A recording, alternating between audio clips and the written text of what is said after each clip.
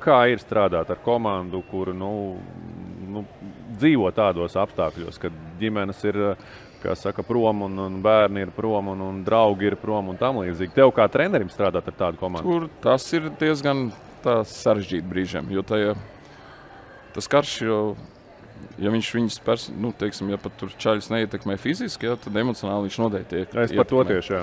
Un tad tajā kara sākumā, visur, kad mēs izbraucām ārā ar izlasi, tad es arī savu rītu sāku ar ziņām, paskatīties, kur tad atkal ir tās bumbas sakritušas.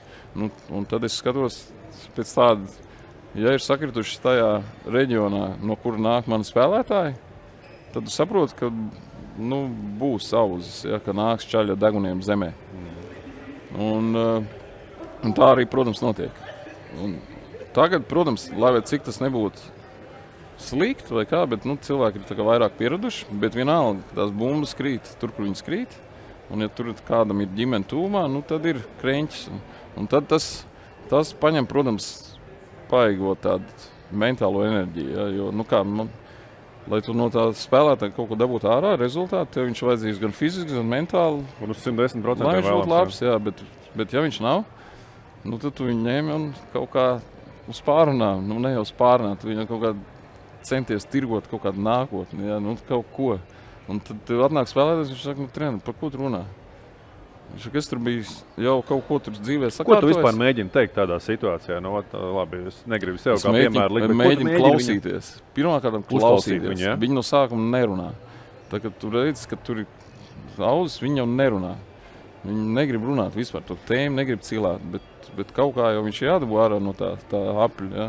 Es jau neesmu arī psihologs, bet tev jākļūst par psihologu savā ziņā. Tur nav izvēles, jā. Un tad tajā brīdī es vienkārši pirmkārtām ir panākt, lai viņš sāk runāt. Tad tu runā par kaut kādām tādām dažādām sadzīves lietiņām un vispār to kāru vispār nepieskaries viņam. Un tad, kad tu redzi, ka viņš jau tā kā ir uzsils, tad viņa saka, kas tad mājās viss kārtībā? Nē, viņi tur no sākuma met roku, nē. Un tad vienā brīdī, labi. Un sāk runāt, ja? Tā, ka viņi sāk runāt, tad tu klausies, tad tā kā kaut kādu atbalstu mēģini iedot. Bet ja tu tur sāc kaut kādu zīmēt viņam par spožo nākotni, viņš saka, kāda nākotne? Viņš saka, reku, tā māja, dzīvoklis sabombardēt, viņš saka, dārgākais, kas man pieder, ir mans laptops. Ja?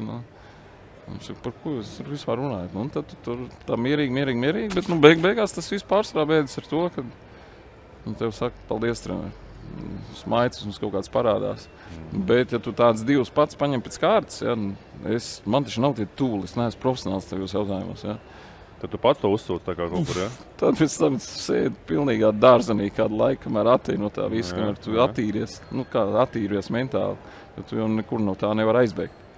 Un tā tas viss ir, ja? Un tad tas viss tur nāk līdzi tam ģimenēm, ka sievas grib atbraukt, tad nevar atbraukt. Bet mēs pagājušā vasarā mēs tur mēģinājām, mums Palaim tas ģenerāls sponsors tajā ziņā bija atbalstoši, kad mēs tur izdevās tur izvest ārā tās sievas visas vienot uz nedēļu, tad viņi tur čaļi varēja tur Polijā kaut kādā spāviņu, kur viņi tur atpūtās. Tā vismaz bišķi tā.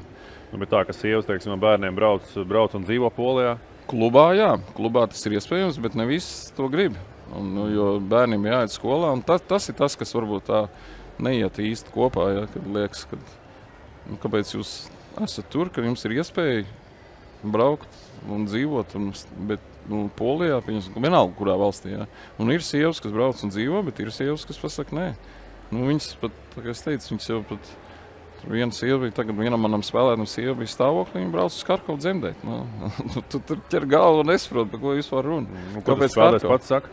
Viņš saka, nē, mums tā būs labāk. Es saku, kas labāk? Tur taču krīt bumbas. Nē, manā rajonā nekrīt. Es saku, kas tev te traucē? Nē, bet tur māma, tur viss būs drošāk, viss būs labi, zini. Es saku, nē, lai tā būtu, bet tad, kad viņi tur iedeva pa to Harkovas virzienu, atkal sabombardēja, un viņš nāk, un es saku, viss kārtībā? Jā, viss kārtībā. Loga rīvēja viss, bet viss palika iekšā, zini. Neizbir, zini. Es saku, blīn. Es saku, tā vajag ātri veid viņus ārā. Viņš saka, jā, bet kādu laikā tur nav tik vienkārši arī tas viss, tur tā papīra būšana, viņas tas sarežģītāk, tāpēc, kad notiek double checkings, jā, viņi pārbauda.